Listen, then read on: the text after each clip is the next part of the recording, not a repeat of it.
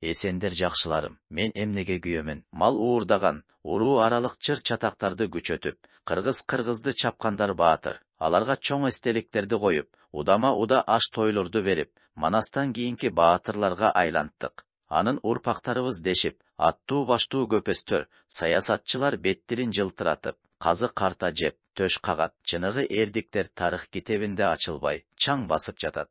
Ошондой эрлердин бири Арзы Мухаммедбек Кашкардын аталыгы. Арзы Мухаммедбек 17-чыгылымдагы Кыргыздын Жаркент хандыгындагы чыгаан мамлекеттик ишмери. Кашкардагы кыргыздардын аскер башчысы. 1694-1696 жылдары. Кыргыздын Кыпчак уруусунан 17-чыгылымдын экинчи жарымында кыргыз төбөлдөрү Чыгыш Түркестандын башкаруусуна активдүү кирише башташты. Алардын бири биздин тарыхтагы өгөй баатыр Арзы Мухаммед Бек Жаркент хандыгынын тактысына Султан Ахметти алып чыгып, өзү Жаркентке аким болду. 1690 жылдары кыргыздар Кашкардагы бийликти колго алат. 3 кыргыз башчысы бар эле. Карахан Жарубек. Карахан дегени полиция башчысы экен. Каразанги Бек, мурдагы Кашкар акими. Анан эшик агасы Арзы Мухаммедбек. Арзы Мухаммедбек 1692-ден 1694 жылдары Жаркент хандыгында аталык кылды. Арзы Мухаммедти колдогон Төлөс, Чоң Багыш, Кошчу,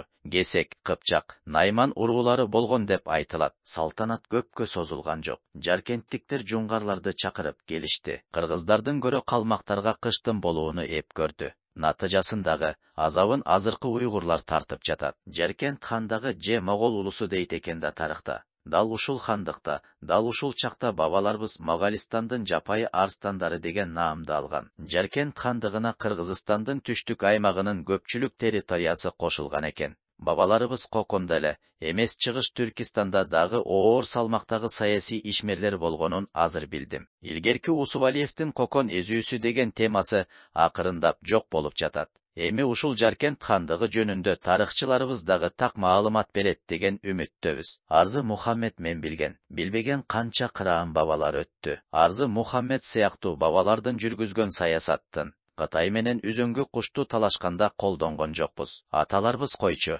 жылкычы болгон эмес. Ушул Чыгыш Түркистанды башкарган чыгаандар болгонун бетке койсок, Кытайлар дагы түшүмөк. Кыргыздар мамлекетчил эл экенин, керек болсо улуг чатты бошоткула деп тарыхчыларыбыз талап койгондо. Улуг чатты ала албасак дагы үзөңгү куш калат эле өзүбүздө. Убагында Кытай Советтер Союзуна кыр көрсөтүп, Сибирди талаша баштаганда Лев Николаевич Гумилевдин байыркы түрктөр деген эмгегин кытайларга каршы койгон экен. Сибирде кытайлардын энесин акысы жок экенин толук далилдегенден кийин кытайлардын аппетити жоголгон экен. Арзы Мухаммед бабабыз сыяктуу мамлекеттик ишмерлер тарыхыбыздан өз ордун табат деген ишеничтемин. Ал жөнүндө маалымат Википедиядан башка эч жерде жок.